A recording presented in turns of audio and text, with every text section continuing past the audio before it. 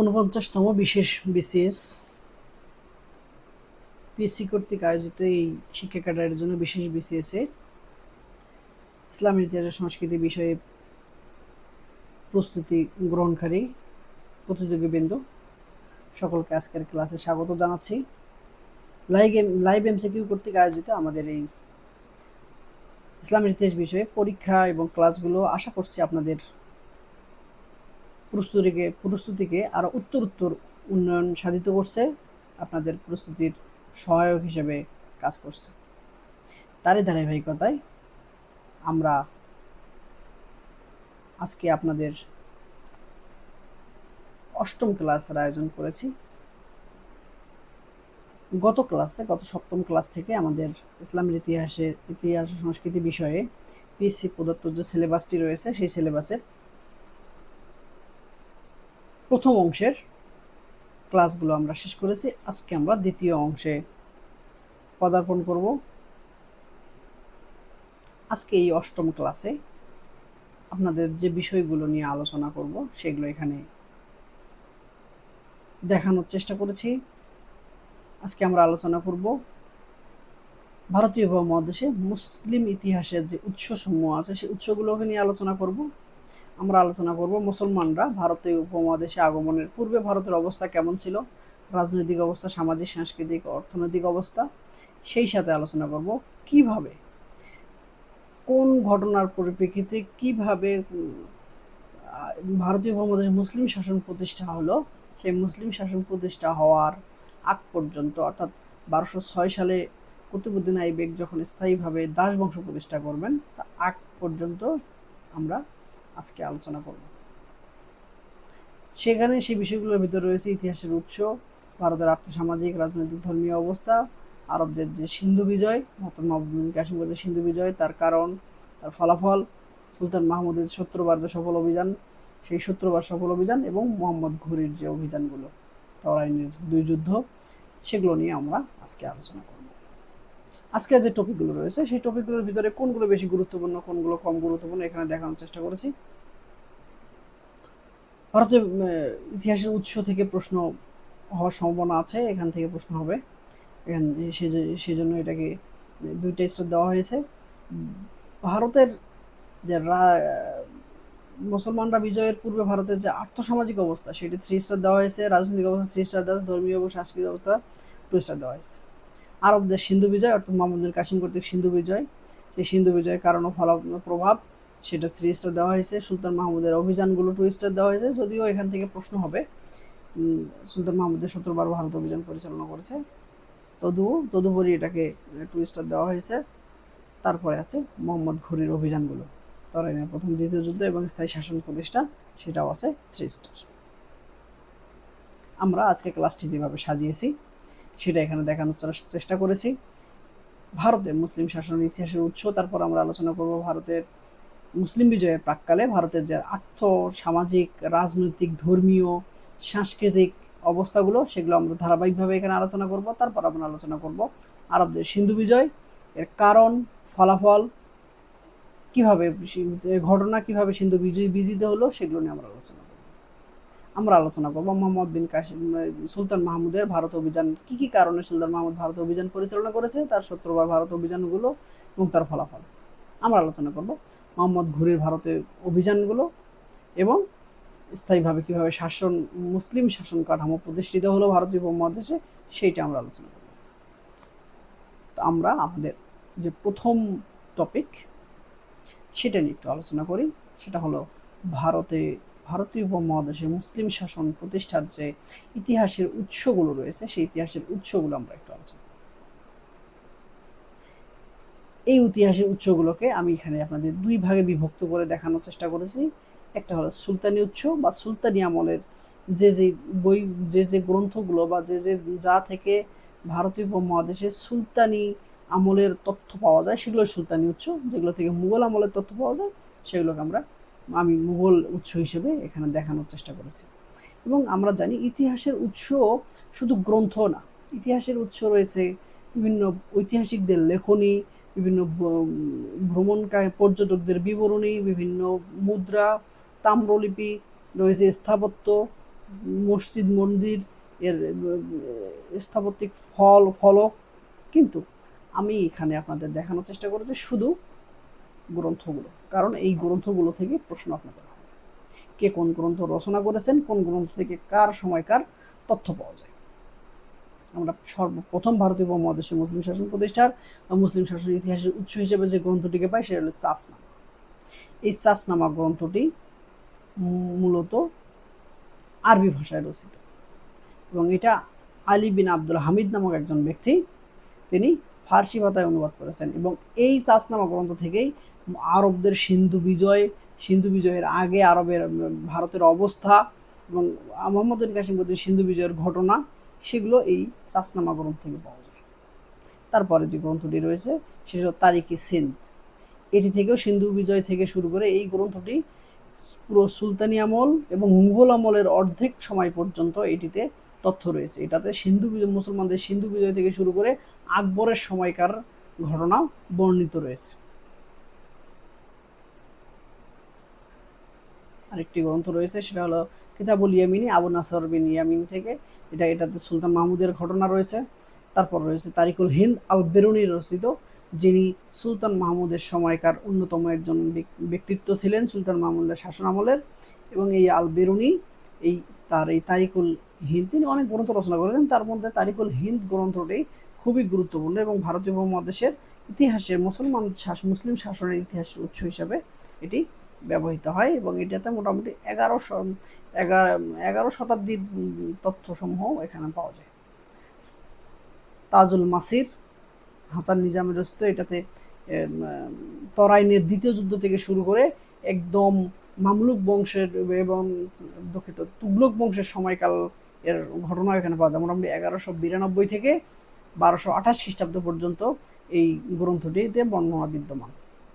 তবাকাতি নাসরি বিখ্যাত ঐতিহাসিক মিনহাজি সিরাজের রচনা। এটাতে মোহাম্মদ ঘুরির অর্থাৎ তরাইনের প্রথম যুদ্ধ, দ্বিতীয় যুদ্ধ থেকে শুরু করে এবং তরাইনের আগেও মোহাম্মদ ঘুরির যে বিজয় অভিযানগুলো আছে সেই বিজয় অভিযানগুলো থেকে শুরু করে একদম সেই তুগলক আমলের ঘটনা পর্যন্ত মিনহাজি সিরাজের এই তবাকাতি নাসিরি গ্রন্থে পাওয়া যায়। এরপরে যে গ্রন্থটি রয়েছে আমির খুসরু রচিত খাজাইন ফুতুল। খাজাইনুল ফুতুল এই গ্রন্থটি মোটামুটি খলজি বংশের শেষ দিক থেকে শুরু করে পুরো তুগলক বংশ, এই তুগলক বংশের ইতিহাস এই খাজাইনুল ফুতুল আমির খুসরু রচিত এই গ্রন্থটি থেকে পাওয়া যায়।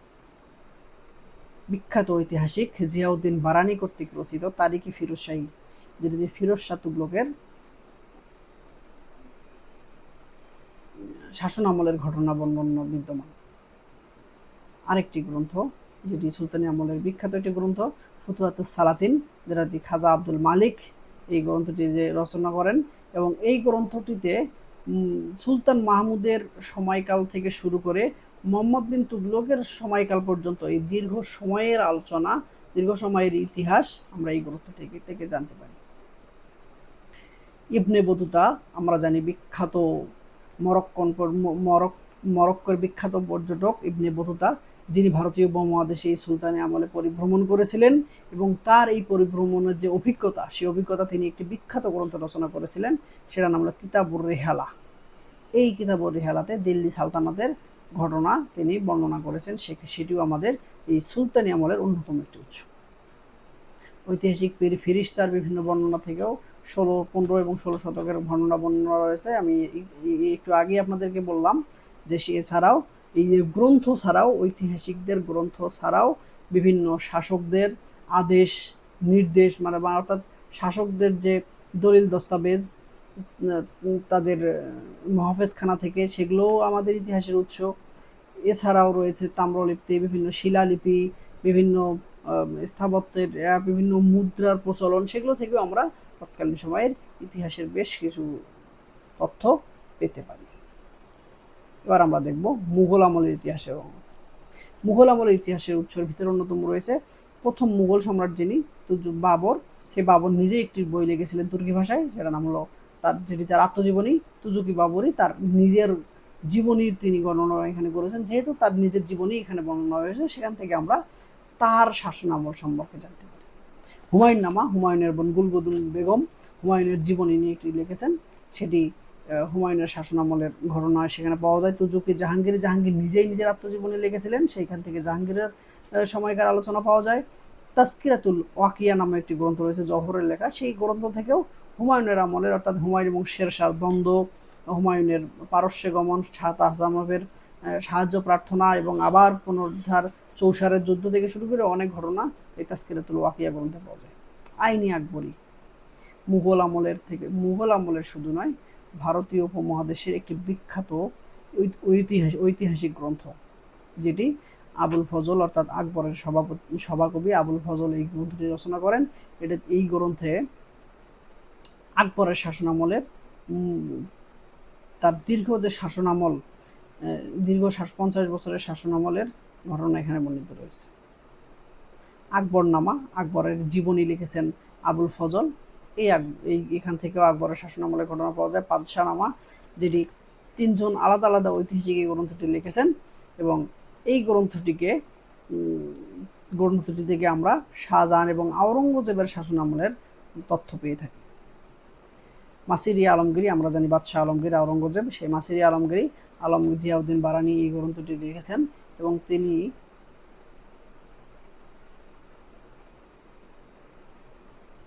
এই গ্রন্থ থেকেও মাসিরি আলমগীরি থেকেও আমরা বাদশাহ আলমগীর অর্থাৎ যাকে বাদশাহ আলমগীর নামে ডাকা হয় আওরঙ্গজেব, সেই আওরঙ্গজেবের আমলের তথ্য পাই। মুনতাখাবি লুবাবিয়া কফিকার রচিত, এখান থেকেও আওরঙ্গজেবের তথ্য পাওয়া যায়। মুনতাখাবুল তারাউইক থেকে শুরু করে আরও বেশ কিছু গ্রন্থ রয়েছে, যেগুলো থেকে আকবর, জাহাঙ্গীর, বাবর এবং ইভেন ব্রিটিশদের আগমন, এগুলো তথ্য আমরা বিভিন্ন থেকে পাই। এছাড়াও শিলালিপি, তাম্রলিপি, আমি একটু আগে যেটা বললাম, মুদ্রা, শাসকদের ডিক্রি, এগুলো থেকেও ইতিহাসের উৎস হিসেবে ব্যবহৃত হয়, এবং সেখান থেকেও বিভিন্ন ইতিহাস সম্পর্কে আমরা জানতে পারি। এই ছিল ভারতীয় উপমহাদেশে আমাদের ইতিহাসের মোটামুটি যে প্রমিনেন্ট যে বইগুলো, যেগুলো আপনাদের পরীক্ষায় আসার মতো, আমি সেগুলো এখানে সন্নিবেশ করার চেষ্টা করেছি। আশা করছি এখান থেকে আপনারা পরীক্ষায় প্রশ্ন কমন পাবেন। মুসলিম বিজয় প্রাক্কালে ভারতের অবস্থা। মুসলমানরা যখন ভারতীয় উপমহাদেশে আক্রমণ করতেছে, সেই সময় ভারতের অবস্থা কেমন ছিল, সে রাজনৈতিক দিক থেকে, সামাজিক দিক থেকে, অর্থনৈতিক দিক থেকে, ধর্মীয় দিক থেকে। মুসলমানরা, আমরা জানি ভারতীয় উপমহাদেশে মুসলমানদের আগমন ঘটে 710 সালে। এই 710 সালের পূর্বে ভারতের রাজনৈতিক অবস্থা কেমন ছিল? এই ভারতীয় উপমহাদেশের আমরা যে একটু আগে যে গ্রন্থটার কথা বললাম, চাষনামা, এই চাষনামা গ্রন্থ থেকে আমরা জানতে পারি ভারতের তৎকালীন রাজনৈতিক অবস্থা ছিল খুবই বিভক্ত অবস্থা। মানে তাদের না ছিল কোনো কেন্দ্রীয় শাসন, না ছিল কোনো উত্তরাধিকার নীতি, কার পরে কে শাসক আসবেন এইরকম কোনো, এবং শাসন কার্য পরিচালনা তাদের কোনো তেমন নিয়ম নীতি তারা বালাই করতেন না। তারা বংশানুক্রমিক শাসন ছিল, কিন্তু কোন পুত্রের পর কোন পুত্র, দেখা যাচ্ছে এক ভাই আসতেছে আর এক ভাই তার বিপরীতে আসতেছে, যেটা আমরা মুসলিম শাসনের শেষ দিকেও দেখব। ভারতীয় উপমহাদেশে সম্রাট জাহাঙ্গীরের 4 পুত্রের দ্বন্দ্ব, সম্রাট শাহজাহানের 4 পুত্রের দ্বন্দ্ব, আওরঙ্গজেবের পুত্রদের ভিতরে বিবাদ, এটা এই ভারতীয় উপমহাদেশে মুসলমানরা যখন আসছে তখনও এইরকম অবস্থায় ছিল, যার ফলে একটি শাসক বংশ বা একটি অবস্থার পরিবর্তন করে আরেকজন এখানে ক্ষমতায় আসতেছে। তৎকালীন সময়ে বিভিন্ন যে অঞ্চলে শাসন করত তারা প্রত্যেকে ছিল আলাদা আলাদা বিভক্ত, এবং প্রত্যেকের যে রাজ্যগুলো ছিল সেই রাজ্যগুলো আবার প্রদেশে বিভক্ত ছিল, এবং এই প্রদেশে একজন করে প্রধান থাকতো, তাকে বলা হতো উপারিক। এবং এই প্রত্যেকটি প্রদেশ আবার ছিল জেলায় বিভক্ত, এবং সেই জেলার শাসনকর্তাকে বলা হতো বিষয়পতি, বা জেলাকে বলা হতো বিষয়, এবং এই জেলার প্রধানকে বলা হতো বিষয়পতি। এই যে ভারতীয় উপমহাদেশের তৎকালীন সময়ের রাজনৈতিক অবস্থা, এই রাজনৈতিক অবস্থায় যে শাসন কাঠামো ছিল, সেই শাসন কাঠামোতে রাজাই ছিল প্রধান।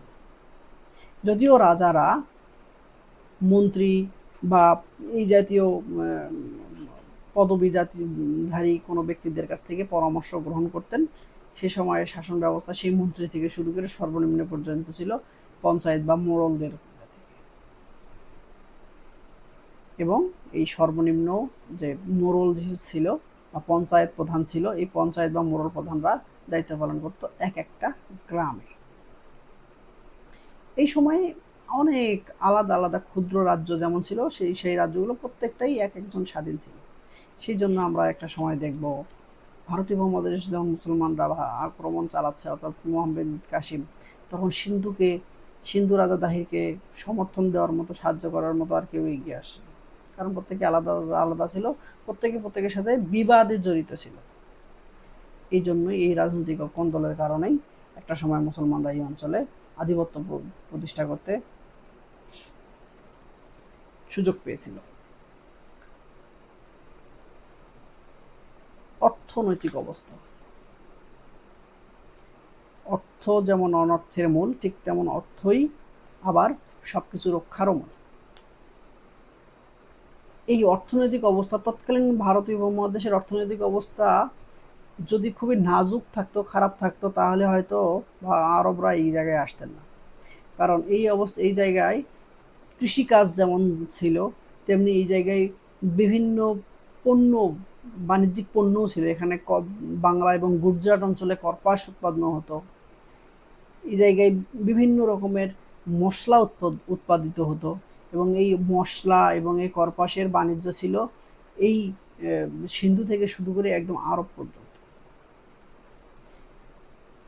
এই সময়ে যে রাষ্ট্রগুলো, যে রাজ্যগুলো ছিল, সেই রাজ্যগুলোর আয়ের মোটামুটি তিনটে প্রধান উৎস ছিল। একটা হলো ভূমি থেকে তারা যে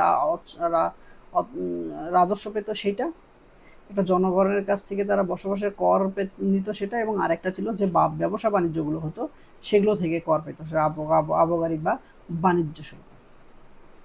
আর এই অর্থনৈতিক অবস্থা উন্নত না থাকলে, কোনো একটা রাজ্যের বা কোনো একটা রাষ্ট্রের অর্থনৈতিক অবস্থা যদি ভালো না থাকে, তাহলে সেখানে কখনোই সভ্যতা বা সংস্কৃতির বিকাশ ঘটতো না।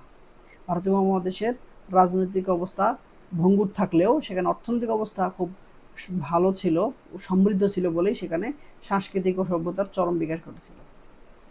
সেই সময়ে মগধের মানুষজন ছিল খুবই ধনী এবং সমৃদ্ধশীল। এই ভারতীয় উপমহাদেশের যে ঐশ্বর্যপূর্ণ এই অর্থনৈতিক অবস্থা, এই ঐশ্বর্যপূর্ণ অর্থনৈতিক অবস্থার ফলেই আমরা দেখব আরবের মানুষজন এখানে আক্রমণ করেছিল। আরবরা এই অঞ্চল বিজয় করার জন্য ত্বরান্বিত এসেছিল, আকৃষ্ট হয়েছিল। ভারতীয় উপমহাদেশের তৎকালীন সময়ে আমরা এবার একটু সামাজিক অবস্থা দেখব। তৎকালীন আরবের সমাজ ছিল 4টি শ্রেণীতে বিভক্ত: ব্রাহ্মণ, ক্ষত্রিয়, বৈশ্য, শূদ্র। এই ব্রাহ্মণরা ছিল সবার উপরে, তারা মোটামুটি ধর্মকর্ম করতো, সেই সাথে কিছু অনাচার অনুষ্ঠানে তাদেরকে গেস্ট হিসেবে নিয়ে আসা হতো, অতিথি হিসেবে নিয়ে আসা হতো। মাঝে মাঝে বিশেষ প্রয়োজনে তারা যুদ্ধে যেত, তবে পারতপক্ষে তাদেরকে ডাকা হতো না। যুদ্ধের দায়িত্ব মোটামুটি ছিল ক্ষত্রিয়দের উপর। এবং বৈশ্যর ব্যবসা বাণিজ্য, যে আমরা বললাম কর্পাস থেকে শুরু করে ভারতীয় উপমহাদেশে ব্যবসা বাণিজ্য যে প্রচলন ছিল, এই ব্যবসা বাণিজ্য করত শূদ্ররা, বৈশ্যরা, এবং শূদ্ররা করতো কৃষিকাজ, জমিতে চাষাবাদ থেকে শুরু করে মশলা উৎপাদন করা, এগুলো কাজ ছিল শূদ্রদের। এই যে বর্ণপ্রথা, এই যে বৈষম্য, 4টি শ্রেণীতে বিভক্ত সমাজ, এই শ্রেণী বিভক্ত সমাজ হওয়ার কারণে তাদের ভিতরে কোনো সাম্প্রদায়িক সম্প্রীতির বন্ধন ছিল না। এই সম্প্রীতির বন্ধনের অভাব থেকে শুরু করে তাদের ভিতরে এই বৈষম্য এবং একজনের প্রতি আর এক শ্রেণীর প্রতি আরেক শ্রেণীর মনোমালিন্য একটা সময় ভারতীয় উপমহাদেশে আরবরা যখন আক্রমণ করে, তখন তারা আর কেউ একত্রিত হতে পারেনি, এবং তাদের ভিতর থেকে একটা অংশ যারা বেশি অত্যাচারিত হয়েছিল তারা আরবদের স্বাগত জানিয়েছিল। সেই সমাজে ভারতীয় সমাজে বহুবিবাহ, সতীদাহ প্রথা, সহমরণ প্রথার মতো এরকম বিভৎস রকমের প্রথাগুলো চালু ছিল। কিন্তু বিধবা বিবাহের মতো এই রকম প্রয়োজনীয় কোনো সংস্কার কেউ করতে পারেনি, যেটি আমরা দেখব 1829 সালে এসে রাজা রামমোহন রায় করতেছে। তার আগ পর্যন্ত এইরকম অবস্থায় ছিল। সেই সময় দাসপ্রথা ছিল একটি সামাজিক ব্যাধি, যে দাসপ্রথা হযরত মুহাম্মদ সাল্লাল্লাহু আলাইহি সাল্লাম 632 সালের আগেই দাসপ্রথা বিলুপ্ত করে গেছেন। সেখানে তার 100 বছর পরেও ভারতীয় উপমহাদেশে দাসপ্রথা রয়ে গেছে। এই সব অবস্থার পরিপ্রেক্ষিতে একটা সময় আরবরা এই অঞ্চলে বিজয় অভিযান পরিচালনা করতে ভারতের ধর্মীয় অবস্থা আমরা দেখেছি। তৎকালীন আরবের ধর্ম মোটামুটি ছিল, ধর্ম বলতেই ছিল হিন্দু ধর্ম, যদিও বৌদ্ধ ও জৈন নামেও অন্যান্য ধর্মাবলম্বীরাও ছিল, কিন্তু রাজা মূলত হইতো, অর্থাৎ শাসক গোষ্ঠী ছিল এই হিন্দু ধর্মের। এবং হিন্দু ধর্মের শাসক হওয়ার কারণে তারা বৌদ্ধ এবং জৈনদেরকে জোরপূর্বক হিন্দু ধর্মে ধর্মান্তরিত করার একটা প্রয়াস চালিয়েছিল, এবং তারা হিন্দু ধর্মেরই রাষ্ট্রে তারা হিন্দু ধর্মেরই পৃষ্ঠপোষকতাও করত। এই জন্যই এই একটা সময় আমরা দেখব এই বৌদ্ধ এবং জৈনরা মুসলমানদেরকে ভারতীয় উপমহাদেশে স্বাগত জানিয়েছে।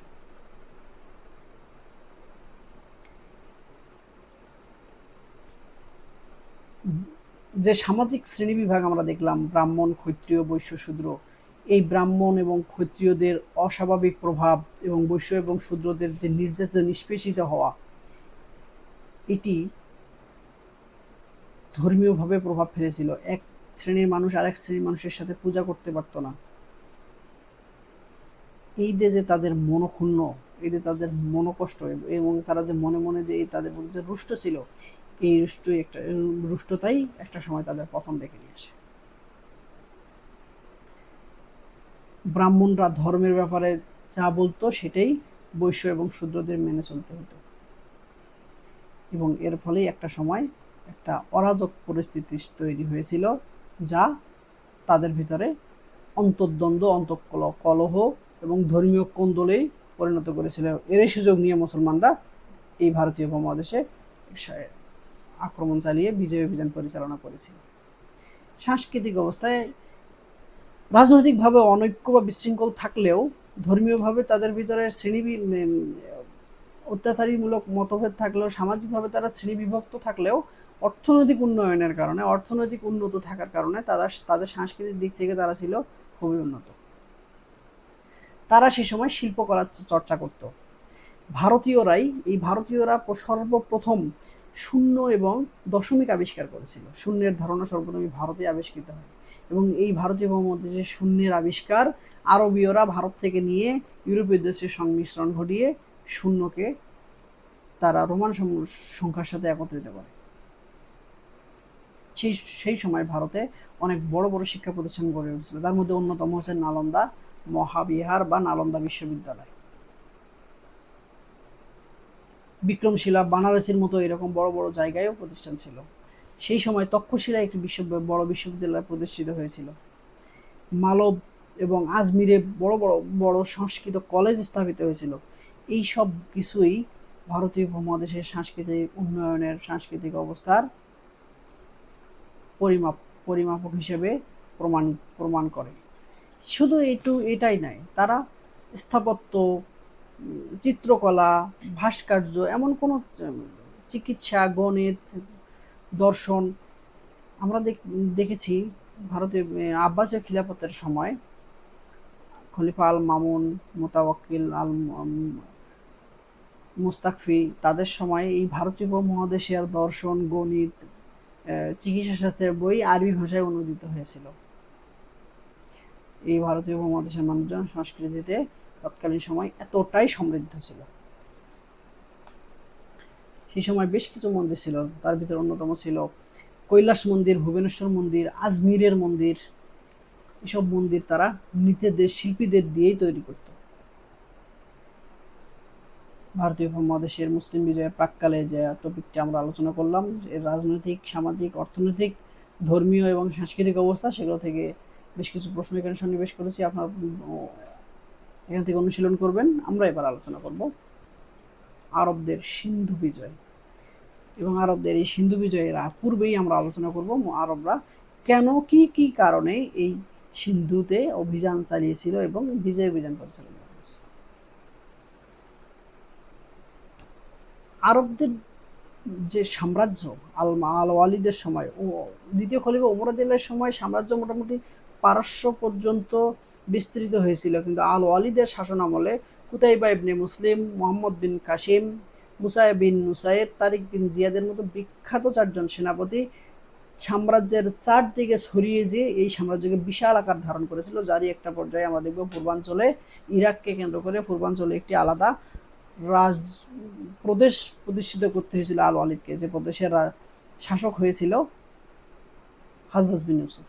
এবং এই হাজ্জাজ বিন ইউসুফের কনিষ্ঠ জামাতা এবং ভাতিজা এই মোহাম্মদ বিন কাসিম ভারতীয় উপমহাদেশে এখন। এই ভারতীয় উপমহাদেশ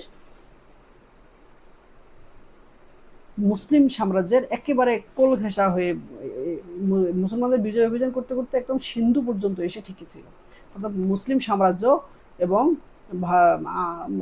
ভারতীয় যে সিন্ধু প্রদেশ একদম কাছাকাছি পাশাপাশি হয়েছিল।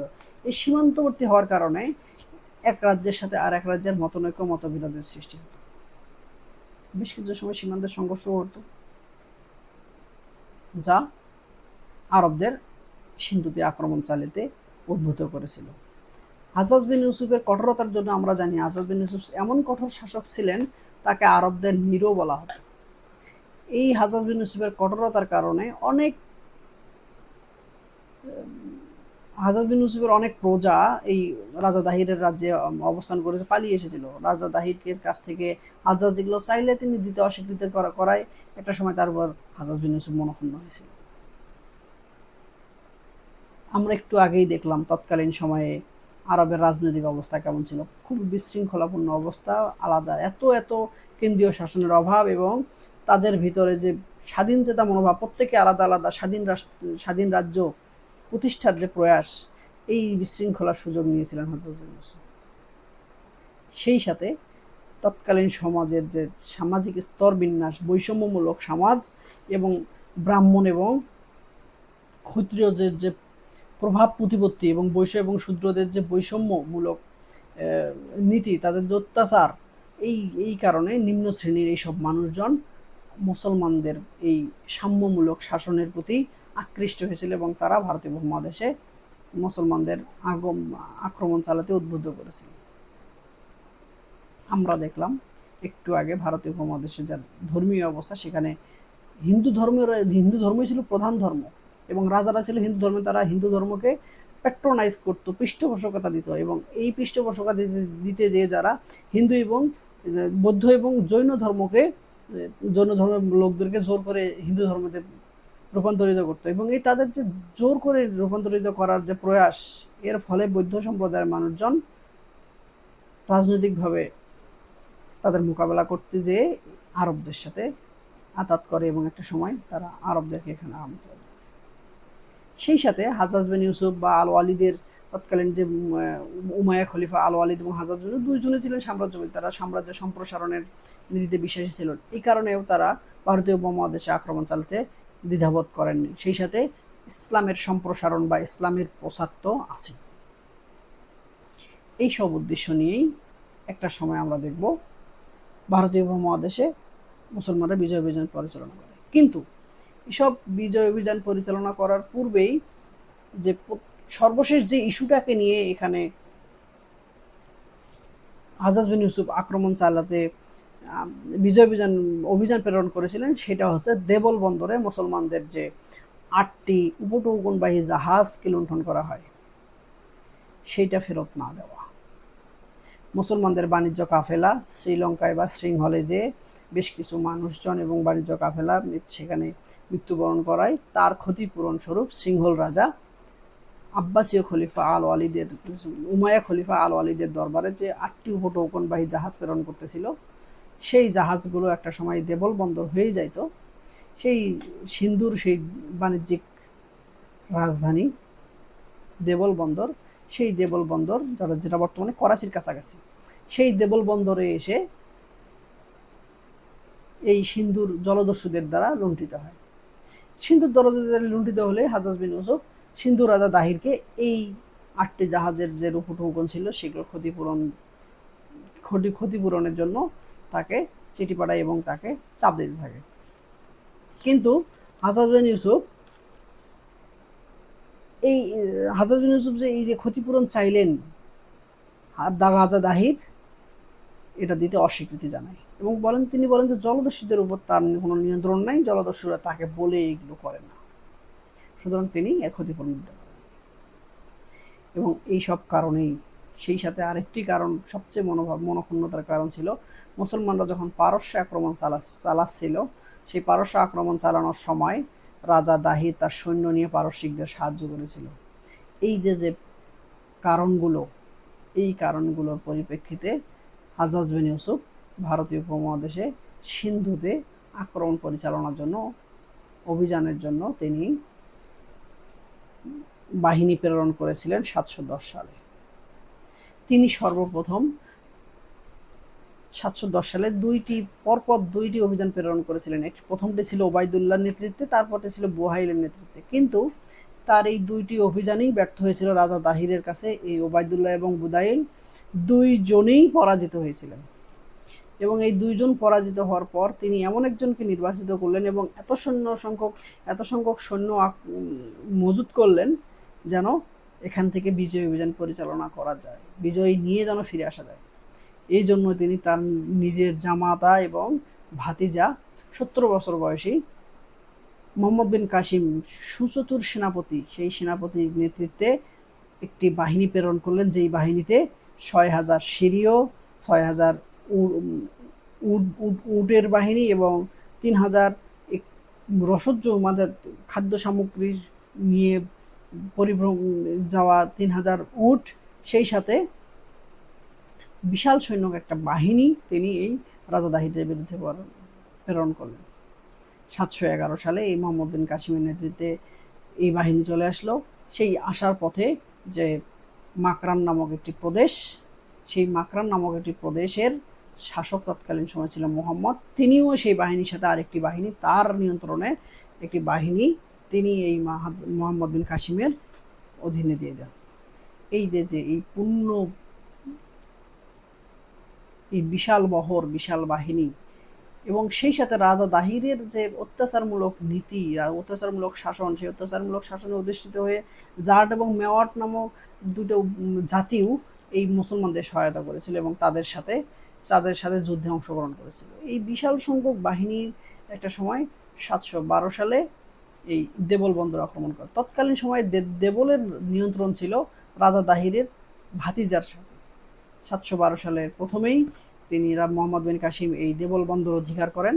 দেবল বন্দর অধিকার করে তিনি সিন্ধু নদীর তীর ধরে একটা সময় বিভিন্ন অঞ্চল, যার ভিতরে ছিল নিরুন, সিওয়ান, সিসাম, এরকম বেশ কিছু বড় বড় শহর ইনি বিজয় অভিযান পরিচালনা করে একটা সময় সিন্ধুর রাজধানীর দিকে অগ্রসর হন। তিনি সিন্ধের রাজধানী তৎকালীন সময়ে আলোর ছিল, সেই আলোরের দিকে যেতে যাওয়ার একটা পর্যায়ে 712 সালেই রাজা দাহির এই মোহাম্মদ বিন কাসিমকে বাধা প্রদান করেন। সেই যে জায়গায় ইনি বাধা প্রদান করেন সেটি হলো রাওয়াট দুর্গের একটা জায়গা। সেই রাওয়াট দুর্গের সেই জায়গাটাতে তাদের ভিতরে যে যুদ্ধ, সেই যুদ্ধে মোহাম্মদ বিন কাসিম প্রতাপের সহিত বিজয় অর্জন করেন এবং রাজা দাহির সেই যুদ্ধে পরাজিত হন, সাথে নিহতও হন। এবং তৎকালীন সময়ের একটি বড় রীতি ছিল, হাজব্যান্ড বা স্বামী যদি কোনো যুদ্ধে মারা যায়, তার স্ত্রী সেখানে আগুনে আত্মাহুতি দেয়, যেটাকে বলা হতো জহর ব্রত। সেই রাজা দাহিরের স্ত্রী, যার নাম ছিল রানীবাউ, সেই রানীবাউ এই সেখানেই আগুনে ঝাঁপ দিয়ে জহর ব্রত পালন করেন। এরপরেই এক সময় সিন্ধু যে অঞ্চলগুলোকে নিয়ে গঠিত ছিল, ব্রাহ্মণাবাদ, মুলতান বা এর রাজধানী আলোর, এই সবগুলো অঞ্চল মোহাম্মদ বিন কাসিম বিজয় অভিযান পরিচালনা করে এবং 713 সালের দিকে তিনি রাভি নদীর তীরের উস নামক একটা প্রদেশ, সেই উস প্রদেশটাও দখল করে বিজয় অভিযান পরিচালনা করে মুসলিম সাম্রাজ্যের অন্তর্গত করার প্রয়াস চালান। কিন্তু এখানেই বাদশাদের একটি ঘটনা, এবং ইতিমধ্যেই 715 সালে দামেস্কের সিংহাসনে আল ওয়ালিদের পর সুলাইমান আসে এবং সুলাইমানের সাথে মোহাম্মদ বিন কাসিমের একটা দ্বন্দ্ব ছিল। সেই দ্বন্দ্বের পরিণামে মোহাম্মদ বিন কাসিমকে সুলাইমান তার প্রাসাদে নিয়ে যান এবং তাকে সেখানে হত্যা করা হয়। এই মোহাম্মদ বিন কাসিমের এই নির্মম পরিণতির ফলে ভারতীয় উপমহাদেশে মুসলমানদের ওই সময়ে আর বিজয় অভিযান অগ্রগতি হয়নি। এই যে মোহাম্মদ বিন কাসিম যে 712 সালে সিন্ধু বিজয় করলেন, এই সিন্ধু বিজয়ের বেশ কিছু ফলাফল ছিল, তার অন্যতম একটি রাজনৈতিক ফলাফল। এই মোহাম্মদ বিন কাসিম এই অঞ্চলে, অর্থাৎ সিন্ধুর এই অঞ্চল, মুলতান, ব্রাহ্মণাবাদ, আলোর, উস বা এদের যে অঞ্চলগুলা, এই অঞ্চলগুলো বিজয় অভিযান পরিচালনা করে এই অঞ্চলটাতে তিনি নির্দিষ্ট শাসক প্রতিষ্ঠা করতে পারেননি ঠিকই, কিন্তু 715 সাল পর্যন্ত মোটামুটি এগুলোতে তার নিয়ন্ত্রণেই প্রশাসক ছিল। যদিও আমরা একটু বললাম যে সাম্রাজ্যবাদী নীতি, আলা ওয়ালিদের সাম্রাজ্যবাদী নীতি যদি অবসান না ঘটতো, তাহলে হয়তো সিন্ধু মুলতানের বাইরে আরবদের বিজয় অভিযান পরিচালিত হতো, কিন্তু এই অভিযানটা সিন্ধু এবং মুলতানের মধ্যেই সীমাবদ্ধ ছিল, এই অঞ্চলটার ভিতরেই তাদের প্রশাসনিক ব্যবস্থা ছিল। এই অঞ্চলে স্থায়ীভাবে এই মোহাম্মদ বিন কাসিম শাসন কাঠামো প্রতিষ্ঠা না করার কারণে ঐতিহাসিক ঈশ্বরী প্রাসাদ, ওই যে ঐতিহাসিক স্টনি নীলপুল, এই মোহাম্মদ বিন কাসিমের এই বিজয়টাকে বলতেছে এটি একটি নিষ্ফলা বিজয়, উইদাউট রেজাল্ট। কিন্তু এটাকে একদম ঐতিহাসিক নীলপুল যদিও এটাকে নিষ্ফলা বলছে, এটা একবার নিষ্ফলা বলা যায় না, কারণ এই অভিযানের উদ্বুদ্ধ হয়ে সুলতান মাহমুদ পরবর্তীতে 17 বার ভারতে আক্রমণ চালানোর প্রয়াস চালিয়েছেন, এবং এতেই উদ্বুদ্ধ হয়ে একটা সময় মোহাম্মদ ঘুরি এই অঞ্চলে অভিযান চালিয়েছেন, কারণ তিনি দেখেছেন যে ভারতীয় উপমহাদেশের রাজনৈতিক অবস্থা, সামরিক অবস্থা কতটা ভঙ্গুর, কতটা দুর্বল, সেটা প্রমাণ করে দিয়ে গেছে মোহাম্মদ বিন কাসিম। এবং এই ভঙ্গুর রাজনৈতিক অবস্থা, ভঙ্গুর সামরিক অবস্থা এবং তাদের মনোবলের যে চির ধরেছিল আরবদের কাছে পরাজিত হওয়ার মধ্যে দিয়েছে, আরবদের সাথে তারা সামরিক দিক থেকে পেরে উঠবে না, এতে যে তাদের মনস্তাত্ত্বিকভাবে তারা যে পিছনে পড়ে গেছিল, সেটা এই মোহাম্মদ বিন কাসিমের কারণে। আর এরপরেই এই জন্যই আমরা দেখব তার ফলাফল একবার নিষ্ফলা ছিল, এটা ফলাফল ছিল খুবই সুদূরপ্রসারী, এবং এরই পরিপ্রেক্ষিতে একটা সময় 1206 সালে এই ভারতীয় উপমহাদেশে স্থায়ীভাবে মুসলিম শাসন প্রতিষ্ঠিত হবে। ধর্মীয় দিক থেকে এর ফলাফল কেমন ছিল? মুসলমানরা যে অঞ্চলে আসছিল ভারতীয় উপমহাদেশে, এই অঞ্চলে মানুষের সাথে ব্যবসা বাণিজ্য শুরু হয়েছিল, বিভিন্ন মানুষ বিভিন্নভাবে বিস্তার করে সুফিরা এই অঞ্চলে এসে একটা সময় আস্তে আস্তে ইসলাম প্রচার করতে শুরু করছে, এবং এই ভারতীয় উপমহাদেশে এই সুফিদের মাধ্যমে, আমাদের ভারতীয় উপমহাদেশে কোনো সাহাবি তাবেঈ এই অঞ্চলে ইসলাম প্রচার করতে আসেনি, আমাদের ভারতীয় উপমহাদেশে ইসলাম প্রচারিত হয়েছে এই সুফিদের মাধ্যমে। অর্থাৎ ধর্মীয় দিক থেকে এই আক্রমণের বা এই সিন্ধু বিজয়ের অবশ্যই অনেক প্রভাব ছিল। অর্থনৈতিক দিক থেকে ভারতের সাথে আরবের বাণিজ্যিক যোগাযোগ বৃদ্ধি পায়, তাদের বাণিজ্যিক অবস্থাও বৃদ্ধি পায়, উভয়ই অর্থনৈতিকভাবে লাভবান হয়। এবং এই ভারতীয় উপমহাদেশে মুসলমানদের বিজয় এবং এই অঞ্চলে মুসলিম শাসন প্রতিষ্ঠা না হলে প্রশাসক নিয়োগের মধ্য দিয়ে এই অঞ্চলের মুসলমানদের এবং এই অঞ্চলের মানুষদের ভিতরে সাংস্কৃতিক বিনিময় শুরু হয়, এবং একটি নতুন সাংস্কৃতিক প্যাটার্ন দেখা যায়, সেটি হলো ইন্দো আরাবিয়ান বা ইন্দো মুসলিম কালচার। এই ইসলামী ভারতীয় বা সিন্ধুর এই অঞ্চলের যে কালচার, সেটার একটা সংমিশ্রণেই এই ইন্দো আরাবিয়ান বা ইন্দো মুসলিম কালচারের সূত্রপাত ঘটে। সুতরাং আরবের সিন্ধু বিজয়ের ফলাফল বা সিন্ধু বিজয়কে স্ট্যানি নীলপুল একদম নিষ্ফলা বললেও আসলে এটা একেবারেই নিষ্ফলা ছিল না। আমি এখানে এই টপিক থেকে আপনাদের বেশ কিছু প্রশ্ন দেওয়ার চেষ্টা করেছি, আপনারা একটু প্রশ্নগুলো অনুশীলন করবেন। এবার আমরা দেখব সুলতান মাহমুদ। সুলতান মাহমুদ ছিলেন গজনির একজন শাসক, যিনি সেই মোহাম্মদ বিন কাসিমের সিন্ধু বিজয় বা সিন্ধু আক্রমণের সেই ঘটনাতে উদ্বুদ্ধ হয়ে তার ঠিক 300 বছর পর 1000 থেকে 1027 খ্রিস্টাব্দের মধ্যে 17 বার ভারতীয় অভিযান পরিচালনা করেন। এই সুলতান মাহমুদ ছিলেন একজন তুর্কি, এবং তার পিতা ছিল সবুক্তগিন, এবং তারা ছিলেন গজনিতে, তাদের বংশ ছিল গজনি বংশ, এবং এই গজনি বংশের দ্বিতীয় শাসক ছিলেন এই সুলতান মাহমুদ। তৃতীয় শাসক, তিনি তার ভাইয়ের পর এই গজনির শাসক হয়েছিলেন, এবং গজনির শাসক হওয়ার পর তিনি তৎকালীন সময়ে যে খলিফা ছিল বাগদাদে, আব্বাসীয় খলিফা কাদির বিল্লাহ, তার কাছ থেকে ইয়ামিনুদ দৌলা বা খলিফার দক্ষিণের হাত বা ডান হাত এবং আমিলে মিল্লাত উপাধিতে ভূষিত হয়েছিল।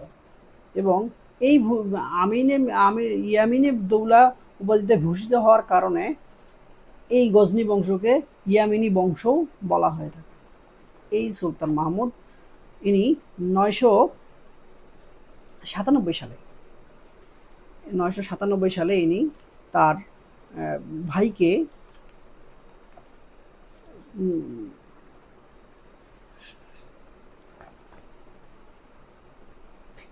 ভাইকে পদচ্যুত করে এই ক্ষমতায় অধিষ্ঠিত হন এবং ইনি ক্ষমতায় অধিষ্ঠিত হয়ে বেশ কিছু কারণে এই ভারতীয় উপমহাদেশে 17 বার ভারত অভিযান পরিচালনা করেন। তার ভারতীয় উপমহাদেশে যে 17 বার অভিযান পরিচালনা করেছেন তার কি কি উদ্দেশ্য ছিল সেগুলো আমরা একটু একবার আলোচনা করার চেষ্টা করব। তার প্রধান উদ্দেশ্য অনেক ঐতিহাসিক বলেন যে এই সুলতান মাহমুদ ধর্মীয় উদ্দেশ্যে ভারতীয় উপমহাদেশে, কারণ তিনি একজন মুসলিম ছিলেন, তিনি একজন ধর্মপ্রাণ মুসলিম ছিলেন, নামাজ আদায় করতেন, রোজা রাখতেন, মানে ইসলামের যে অনুশাসন আহকাম আরকানগুলো ইনি মানার চেষ্টা করতেন। সেজন্য অনেক ঐতিহাসিক মনে করতেন যে ইনি ভারতীয় উপমহাদেশে 17 বার অভিযান পরিচালনা করতে আলাদা আলাদা জায়গায় ইনি ধর্মীয় উদ্দেশ্যে ইসলাম প্রচারের জন্য, কিন্তু আসলে না। ইনি অভিযান পরিচালনা করার সময় কাউকে ইসলামে ধর্মান্তরিতও করেন নাই, কোনো জায়গায় ইসলামী শাসনও প্রতিষ্ঠা করেন নাই। ইনি অনেকে আবার মনে করে যে ইনি 17 বার যে ভারতীয় অভিযান করে প্রত্যেকটা আলাদা আলাদা জায়গায় তিনি মন্দিরে আক্রমণ চালান, মন্দির ধ্বংস করেছেন। মন্দির ধ্বংস করা মানে কি? হিন্দুদের ধ্বংস করে তিনি ইসলাম প্রতিষ্ঠা করতে চেয়েছেন। আসলে তিনি ইসলাম প্রতিষ্ঠা করতে চাননি, তিনি হিন্দু মন্দিরে আক্রমণ চালিয়েছিলেন। সেটার কারণ ছিল অন্য, সেটা আমরা একটু পরে জানতে পারবো। কারণ এই মন্দিরগুলো ছিল ধন সম্পদে পরিপূর্ণ, উনি ধন সম্পদ আহরণের জন্য গেছিলেন। আসলে ধর্মীয় উদ্দেশ্য তার ছিল না। তাহলে তার কি উদ্দেশ্য ছিল, কি উদ্দেশ্যে তিনি গিয়েছিলেন?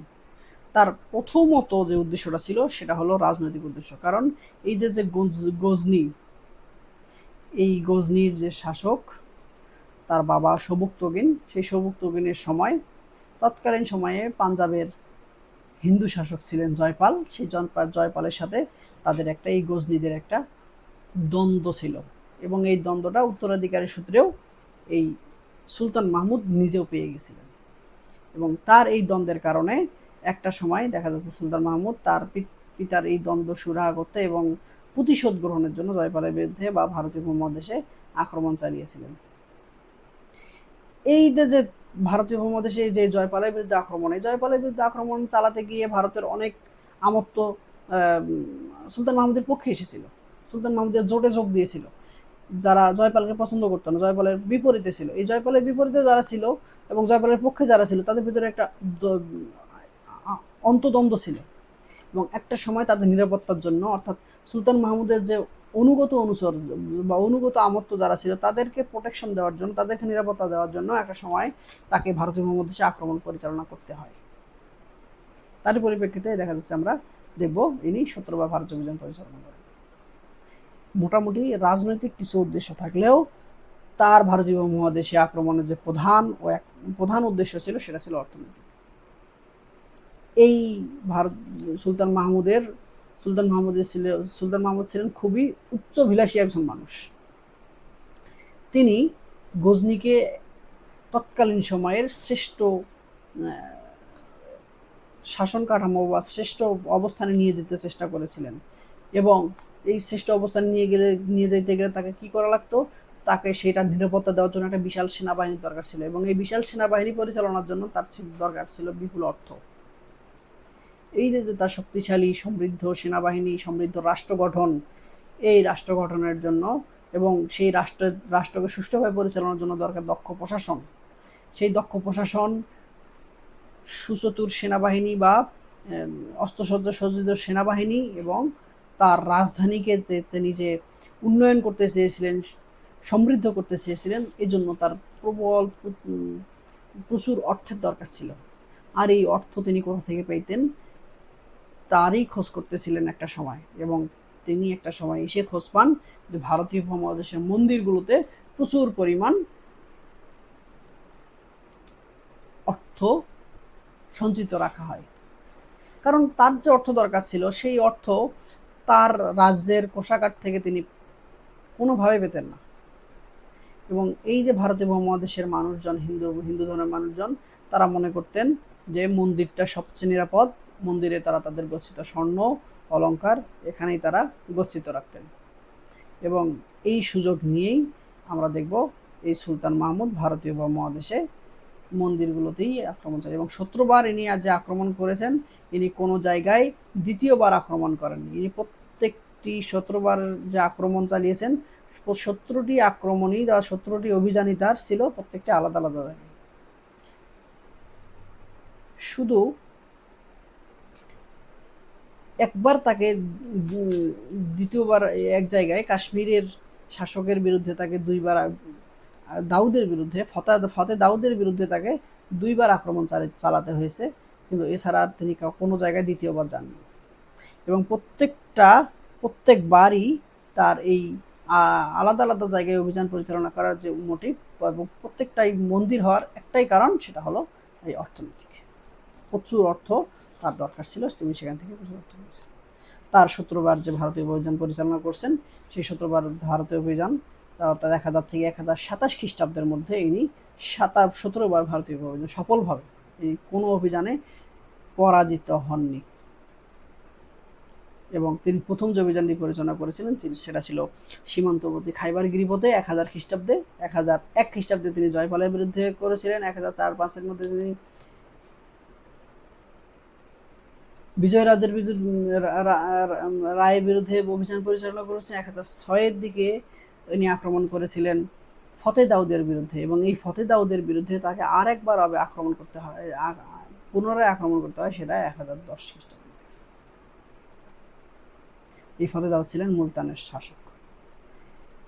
এই ফতে দাউদের পর তিনি যার বিরুদ্ধে আক্রমণ করেন 1006 খ্রিস্টাব্দে, তিনি হচ্ছেন সুখপাল, যিনি সুলতান মাহমুদের আসার খবর পেয়ে ভয়েই ইসলাম ধর্ম গ্রহণ করেছিলেন এবং নওশাহ নামক নাম ধারণ করেছিলেন।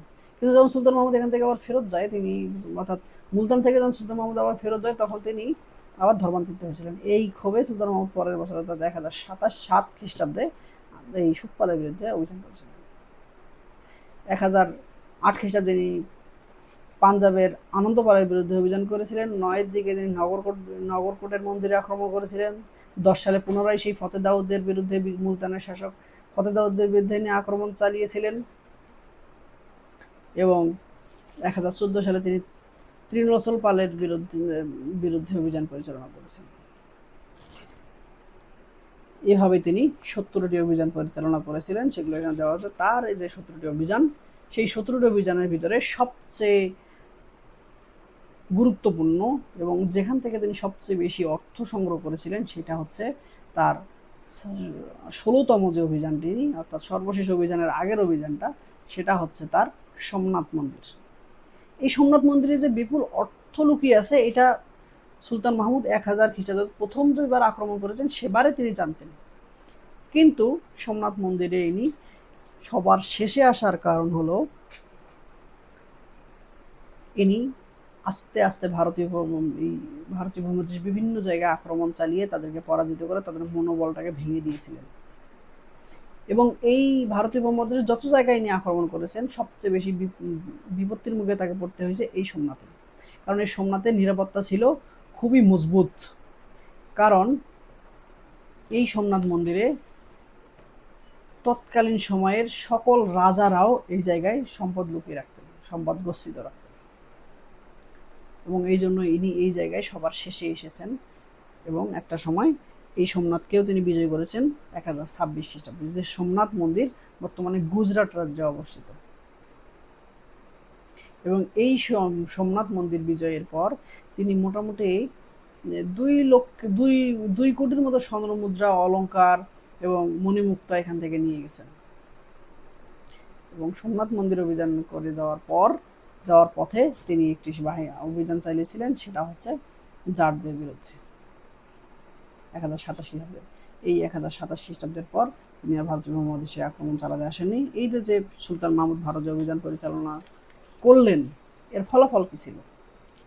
রাজনৈতিক দিক থেকে ইনি শত্রুবার আলাদা আলাদা জায়গায় আক্রমণ পরিচালনা করলেও তিনি কোনো জায়গায় তার রাজ্যের অন্তর্ভুক্ত করেননি। অর্থাৎ রাজনৈতিকভাবে তার আক্রমণ, তার এই অভিযানগুলো খুব বেশি ফলাফল বহন করেনি, কিন্তু মানসিকভাবে এই ভারতীয় উপমহাদেশের যে অঞ্চলগুলোতে তিনি অভিযান পরিচালনা, সেগুলো তাদেরকে মানসিকভাবে বিপর্যস্ত করেছিল। অর্থনৈতিকভাবে এই অঞ্চলের অর্থবিত্ত তিনি নিয়ে যায় গজনিকে উন্নত রাষ্ট্রে পরিণত করেছিলেন। ধর্মীয় দিক থেকে তার সাথে যে মানুষজনগুলো এসেছিল শত্রুবার আলাদা আলাদা জায়গায়, তারা একটা সময় এই অঞ্চলে থেকে গেছিল। এই অঞ্চলে মানুষের সাথে বিবাহ বন্ধনে আবদ্ধ হয়েছিল। এই অঞ্চলে ইসলাম প্রচারে তারা অবদান রেখেছিল, এবং এই অঞ্চলে মানুষের সাথে ওই যে ইন্দো মুসলিম কালচার, ইন্দো ইসলামিক যে সংস্কৃতি, সেই সংস্কৃতির বিকাশ হয়েছিল। এই যে সুলতান মাহমুদের আমরা আলোচনা দেখলাম, এই সুলতান মাহমুদের কৃতিত্ব কেমন ছিল? এই সুলতান মাহমুদ ছিলেন একজন দিগ্বিজয়ী বীর। অনেকেই তাকে গজনির আলেকজান্ডার বলতেছে, ঐতিহাসিক ঈশ্বরী টেপ্পা তাকে গজনির আলেকজান্ডার, নেপোলিয়ন বলতেছে। অনেকে তাকে আলেকজান্ডারের সাথে তুলনা করতেছে। তাকে নেপোলিয়ন বলার, আলেকজান্ডার বলার কারণ তিনি কোন জায়গায় পরাজিত হননি, তার অভিযানগুলো ছিল সফল। তিনি তার সেনাবাহিনীকে যেভাবে গড়ে তুলতে চেয়েছিলেন সেভাবেই গড়ে তুলতে পেরেছিলেন। এই মানুষটি স্থাপত্য এবং শিল্প সাহিত্যের প্রতিও ইনি অবদান রেখেছিলেন। তারই প্রমাণ আমরা পাই আল বেরুনির মতো একজন মানুষকে তার দরবারে তিনি স্থান দিয়েছিলেন। এবং আল বেরুনি এই সুলতান মাহমুদের পৃষ্ঠপোষকতায়, আমরা একটু আগে যে বললাম আমাদের প্রথমের দিকে, সুলতানি আমল ইতিহাসের উৎস কিতাবুল হিন্দ, এই কিতাবুল হিন্দ গ্রন্থটি ইনি এই সুলতান মাহমুদের পৃষ্ঠপোষকতাতেই রচনা করেছিলেন। তার সময়ে যে সভাকবি ছিল, সেই সভাকবি আনসারি বিভিন্ন রচনা করতেন, এবং সেই সময়ে তিনি সুলতান মাহমুদের অনুরোধে প্রাচ্যের হেমারখ্যাত যে ব্যক্তি মহাকবি ফেরদাউসি, সেই মহাকবি ফেরদাউসি তার সুলতান মাহমুদের অনুরোধেই একটি বিখ্যাত মহাকাব্য রচনা করেন, যেটির নাম হচ্ছে শাহনামা। ইনি শুধু দিগ্বিজয়ী বীরই ছিলেন না, শিল্প সাহিত্য স্থাপত্যের প্রতি তার অগাধ অনুপ্রেরণা ছিল। সুলতান মাহমুদের উপর বেশ কিছু প্রশ্ন এখানে দেওয়ার চেষ্টা করেছি, আপনারা দেখবেন। এবার আমরা দেখব মোহাম্মদ ঘুরি। যে মোহাম্মদ ঘুরি, আসলে তার আসল নাম হচ্ছে মুইজউদ্দিন মোহাম্মদ বিন শাম, যিনি শিহাবুদ্দিন ঘুরি বা মোহাম্মদ ঘুরি নামে ইতিহাসে বেশি পরিচিত। ইনি বর্তমান আফগানিস্তানের ঘুর প্রদেশের বা ঘুর নামক একটি জায়গায় জন্মগ্রহণ করেন, এবং তাদের এই ঘুর অঞ্চলের মানুষ বা ঘুর বংশের মানুষজন যে শাসন কাঠামোতে প্রতিষ্ঠা করেছে সেটি ছিল ঘুর বংশ। এই ঘুর বংশের শাসক মোহাম্মদ ঘুরি 1073 খ্রিস্টাব্দে এই ঘুর বংশের শাসক হিসেবে দায়িত্ব গ্রহণ করেন, এবং দায়িত্ব গ্রহণ করেই তিনি তার সাম্রাজ্য বিস্তারের জন্য চেষ্টা করেন। তার ধারাবাহিকতা আমরা দেখি 1175 খ্রিস্টাব্দে ইনি শিয়াদের বিরুদ্ধে অভিযান চালিয়ে মুলতান নিজের অধীনে নিয়ে নেন। 1078 সালে তিনি গুজরাটে অভিযান চালিয়ে গুজরাটকে নিজের রাজ্যে নিয়ে নেন এবং তাদেরকে শোচনীয়ভাবে পরাজিত করেন।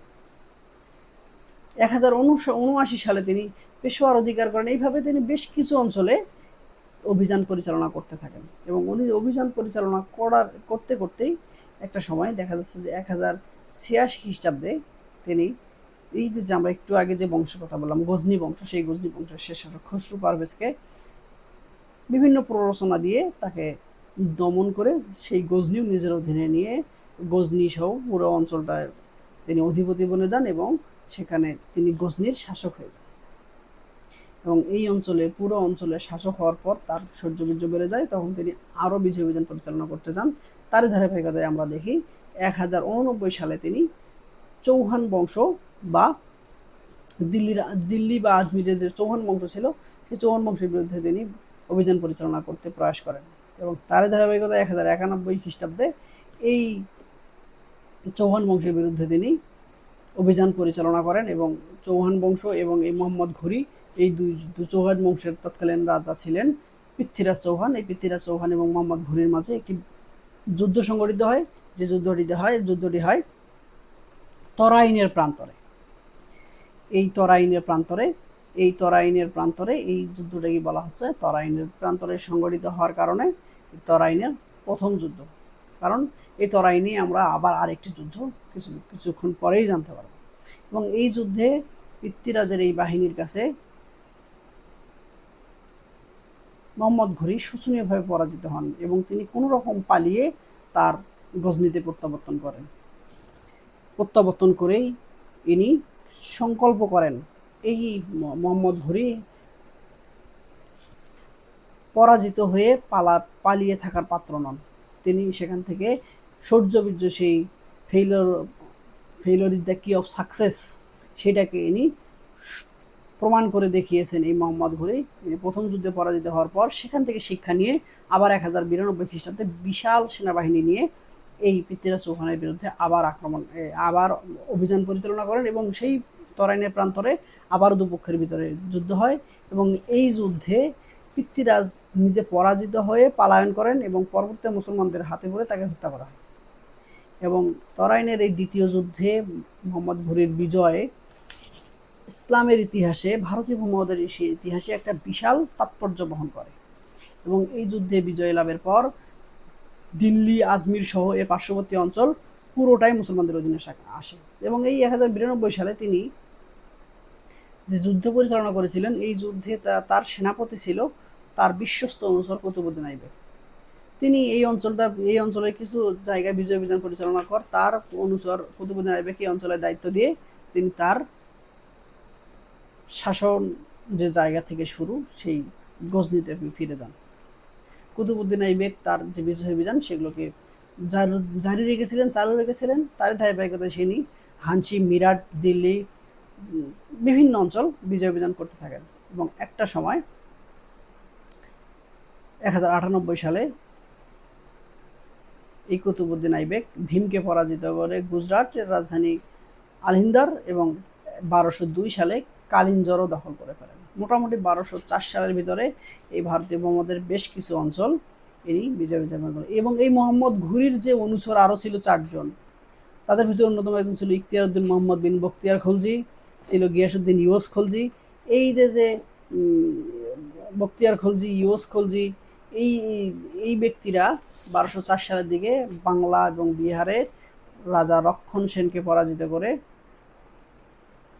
নদিয়া দখল করেছিলেন, বাংলাদেশ দখল করেছিলেন। মোটামুটি এই মোহাম্মদ ঘুরির অনুচর বা মোহাম্মদ ঘুরির এই তরাইনের যুদ্ধে বিজয়ী লাভের পর পুরো ভারতীয় উপমহাদেশ মুসলমানদের নিয়ন্ত্রণে চলে এসেছিল।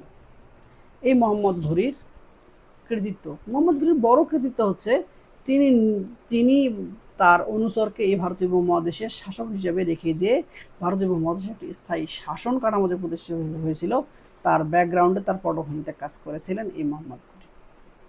তিনি ব্যর্থতায় কোনোদিন দমিয়ে যাননি। তিনি ফেইলর ইজ দ্য কি অফ সাকসেসকে এক্সিকিউট করে দেখিয়েছেন তরাইনের দ্বিতীয় যুদ্ধে। প্রথম যুদ্ধে পরাজিত হয়েও ইনি দমে যাননি, নিজ গজনিতে বসে থাকেননি। ইনি আবার ভারতীয় উপমহাদেশে আক্রমণ চালিয়েছেন। 1192 সালে ইনি বিজয় লাভ করেছেন এবং তার অনুচরদেরকে দিয়ে এই অঞ্চলটাতে শাসন কাঠামো প্রতিষ্ঠা করেছেন। তারই ধারাবাহিকতা আমরা দেখব তার বিশ্বস্ত যে অনুচর সেনাপতি ছিল কুতুবউদ্দিন আইবেক। তিনি ভারতীয় উপমহাদেশে 1206 সালে একটি স্থায়ী শাসন কাঠামো প্রতিষ্ঠা করে এবং একটি বংশের নাম দেন। ইনি যেহেতু মোহাম্মদ ঘুরির দাস ছিলেন, সেই দাস থেকে ইনি একটি বংশের নাম দেন দাস বংশ, যে বংশটি 1206 থেকে 1289 মোটামুটি 80 বছরের মতো, 80-85 বছর বা 100 বছরের কাছাকাছি প্রায় শাসন করেছিল। এবং এই বংশটি 100 বছর শাসন করলেও এই যে মোহাম্মদ ঘুরির কারণে যে মুসলিম শাসন শুরু হলো ভারতীয় উপমহাদেশে, সেই মুসলিম শাসন মোটামুটি সেই 1207 থেকে শুরু করে 1858 সাল পর্যন্ত স্থায়ী হয়েছে। মোটামুটি 700 বছরের একটি স্থায়ী শাসন কাঠামো প্রতিষ্ঠার কৃতিত্ব এই মোহাম্মদ ঘুরির। এই মোহাম্মদ ঘুরি উপর আমি বেশ কিছু প্রশ্ন এখানে আপনাদের দেওয়ার চেষ্টা করেছি, আপনারা অনুশীলন করবেন। এবার আমরা দেখব আজকের যে ক্লাস আমরা আলোচনা করলাম সেই সুলতানি আমলের উৎস থেকে শুরু করে আরবদের সিন্ধু বিজয়ের পটভূমি, তৎকালীন সময়ে আরবের অবস্থা, মোহাম্মদ বিন কাসিমের সিন্ধু বিজয়, সেই সাথে সুলতান মাহমুদের ভারতীয় অভিযানের উদ্দেশ্য, কারণ, ফলাফল, মোহাম্মদ ঘুরির ভারতীয় অভিযান, স্থায়ী শাসন কাঠামো প্রতিষ্ঠা, সেই সব টপিকগুলো একদম কি পয়েন্ট এখানে দেখানোর চেষ্টা করেছি। কিতাবুর রিহাল, আমরা জানি বিখ্যাত পর্যটক ইবনে বতুতা, মরক্কোর পর্যটক, তার রচিত গ্রন্থ, ভ্রমণ কাহিনী বিষয়ক এই গ্রন্থটি। এই গ্রন্থ থেকে সুলতানি আমলের বেশ কিছু তথ্য আমরা পাই। নালন্দা বিশ্ববিদ্যালয়, তৎকালীন ভারতীয় উপমহাদেশের অন্যতম একটি বড় বিশ্ববিদ্যালয় বা বিহার, নালন্দা মহাবিহার, যেটি ছিল একটি অন্যতম উচ্চশিক্ষার প্রতিষ্ঠান। জহরব্রত,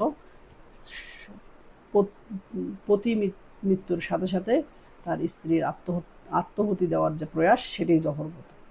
আমরা যে জহরব্রত দিয়ে দেখেছি রাজা তাহিরের স্ত্রী রানী বাউকে।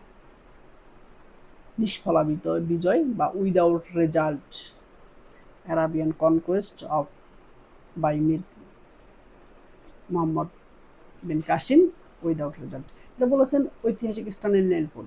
এই নেলপুল এটা বললেও আসলে ভারতীয় উপমহাদেশের এটা নিষ্ফলা বিজয় ছিল না। সোমনাথ মন্দির, যেটি বর্তমান ভারতের গুজরাটে কাছিডারের সমুদ্র তীরের ঠিক কাছেই এই সোমনাথ মন্দির, সেটা এখনও কিন্তু সোমনাথের বিখ্যাত মন্দির আছে। এই সোমনাথ অভিযান করেছিলেন বিখ্যাত দিগ্বিজয়ী বীর সুলতান মাহমুদ 1026 খ্রিস্টাব্দে, যেখান থেকে তিনি 2 কোটি স্বর্ণ মুদ্রা অর্জন করেছিলেন। শাহনামা, বিখ্যাত মহাকবি ফেরদাউসের রচিত এই গ্রন্থটিতে পৃষ্ঠপোষকতা করেছিলেন সুলতান মাহমুদ। তরাইনের যুদ্ধ, তরাইনের প্রান্তরে আমরা দেখেছি, তরাইনের একটু আগে আমরা আলোচনা করলাম, তরাইনের প্রান্তরে 2টি যুদ্ধ সংঘটিত হয় 1191 1192 সালে। 2টি যুদ্ধের রেজাল্ট ছিল একটি আর একটির বিপরীত। প্রথমটিতে পৃথ্বীরাজ বিজয় লাভ করে মোহাম্মদ ঘুরি পরাজিত হন, কিন্তু দ্বিতীয়টিতে তার উল্টো ফলাফল হয়। মোহাম্মদ ঘুরি বিজয় লাভ করেন, পৃথ্বীরাজ চৌহান পরাজিত হওয়ার মধ্য দিয়ে মুসলিম শাসন সূত্রপাত ঘটেছিল। তারই পরে আমরা দেখব 1206 সালে ভারতীয় উপমহাদেশে স্থায়ীভাবে একটি শাসন কাঠামো সূত্র হয়েছিল, এবং সেই শাসন কাঠামোর নামই ছিল দাস বা মামলুক বংশ, যেটি 1206 সালে মোহাম্মদ ঘুরির বিখ্যাত অনুচর, তার দাস, তার সেনাপতি কুতুবউদ্দিন আইবেক এই বংশটি প্রতিষ্ঠা করেছিলেন। আজকের ক্লাসটি এই পর্যন্তই। আমি যে বইগুলো থেকে আপনাদের এই তথ্যগুলো সংগ্রহ করেছি সেগুলো এখানে দেখানোর চেষ্টা করেছি। আপনাদের প্রস্তুতি উত্তরোত্তর উন্নতি সাধিত হোক, আপনারা আপনাদের কাঙ্ক্ষিত লক্ষ্যে পৌঁছে যান, সেই শুভকামনা জানিয়ে আজকের ক্লাসটি এখানে শেষ করছি। ধন্যবাদ সকলকে।